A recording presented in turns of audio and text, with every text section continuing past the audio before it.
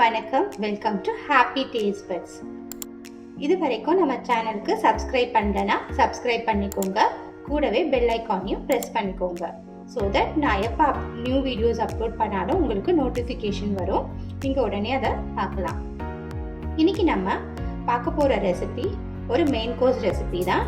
இது ரொம்ப ஈஸியாக மினிமல் இன்க்ரீடியன்ஸோட செய்யக்கூடிய ஒரு ரெசிபி. பனீர் புர்ஜி எப்படி செய்யறதுன்ட்டு பார்க்கலாம். இதுக்கு ஃபர்ஸ்ட் ஒரு பேனில் ஒரு 2-3 டேபிள் ஸ்பூன் அளவுக்கு ஆயில் சேர்த்துக்கோங்க.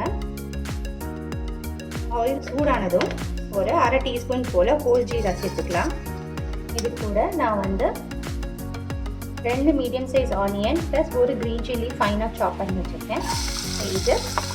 இதையும் சேர்த்து வதக்கிக்கலாம்.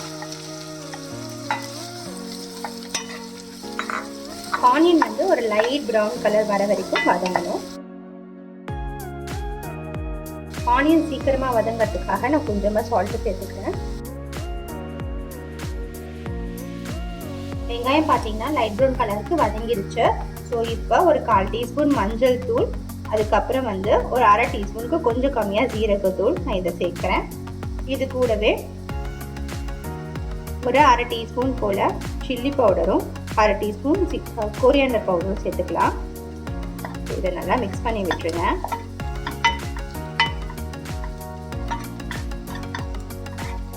இப்போ ஃப்ளேமை லோவில் வச்சுக்கிறோம்.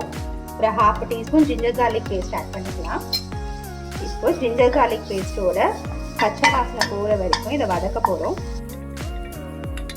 இப்போ லேசாக தண்ணி தெளித்து வதக்கிக்கலாம்.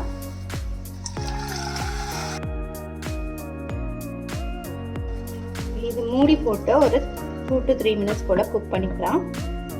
2 மினிட்ஸ் கழிச்சு ஓப்பன் பண்ணி பார்க்கலாம். மசாலா நல்லா குக் ஆகி மேலே ஆயில் ரிலீஸ் ஆகுது. இப்போ ஒரு 3/4 தக்காளி, எவ்வளோ வெங்காயம் எடுத்தீங்களோ அதுக்கு பாதி குவான்டிட்டிக்கு தக்காளி. நான் யூஸ் பண்ண தக்காளி நல்லா பெருசாக இருந்தது, அதனால நான் 3/4 தக்காளி எடுத்துருக்கேன்.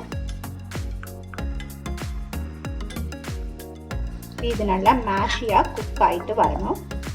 ஸோ திருப்பி நம்ம லிட்டு போட்டு ஒரு 3 to 4 மினிட்ஸ் போல் இந்த மசாலாவை குக் பண்ணிக்கலாம்.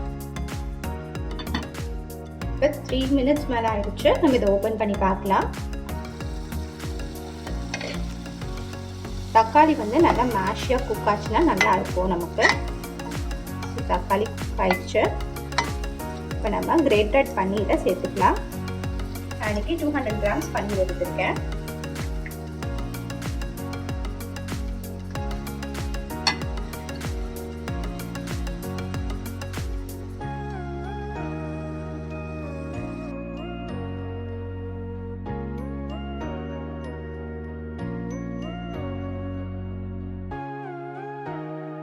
இந்த ஸ்டேஜில் சீசனிங் அட்ஜஸ்ட் பண்ணிக்கோங்க. சால்ட் டேஸ்ட் பண்ணிவிட்டு தேவைப்பட்டுச்சுன்னா சால்ட்டு சேர்த்துக்கோங்க. கூடவே கன்சிஸ்டன்சி அட்ஜஸ்ட் பண்ணுறதுக்கு உங்களுக்கு ட்ரையாக வேணும்னா நீங்கள் இப்படியே யூஸ் பண்ணிக்கலாம். இல்லை கொஞ்சம் செமி சாலிடாக வேணும் அப்படின்னா கொஞ்சமாக தேவையான அளவு தண்ணி சேர்த்து ஒரு 3 to 4 மினிட்ஸ் லோ ஃப்ளேமில் குக் பண்ணிக்கலாம்.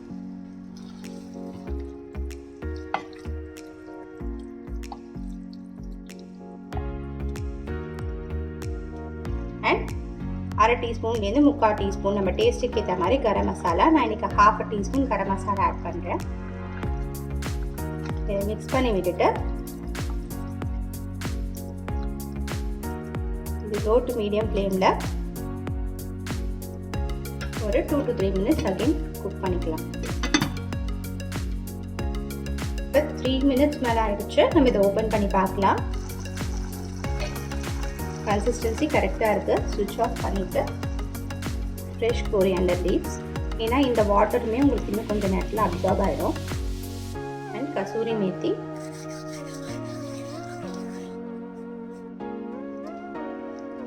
இதை லேசாக மிக்ஸ் பண்ணி விட்டுட்டு ஒரு 2 மினிட்ஸ் to 3 மினிட்ஸ் இந்த லிட்டை திறக்காதீங்க. ஸோ தட் அதோட ஃப்ளேவர்ஸ் எல்லாமே இதில் நல்லா இன்ஃப்யூஸ் ஆகும்.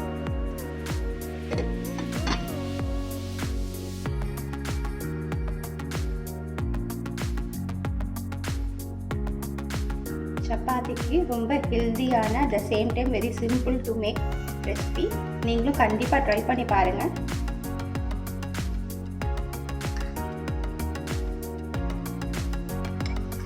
ட்ரை பண்ணி பார்த்துட்டு உங்களுக்கு எப்படி பிடிச்சது அண்ட் எப்படி உங்களுக்கு வந்துச்சு அப்படின்னு சொல்லிட்டு எனக்கு கமெண்ட் பாக்ஸில் கண்டிப்பாக சொல்லுங்கள். அண்ட் இந்த ரெசிபி உங்களுக்கு பிடிச்சிருந்துச்சுன்னா லைக் பண்ணுங்கள், ஷேர் பண்ணுங்கள், மறக்காமல் சேனலுக்கு சப்ஸ்கிரைப் பண்ணுங்கள். தேங்க்யூ.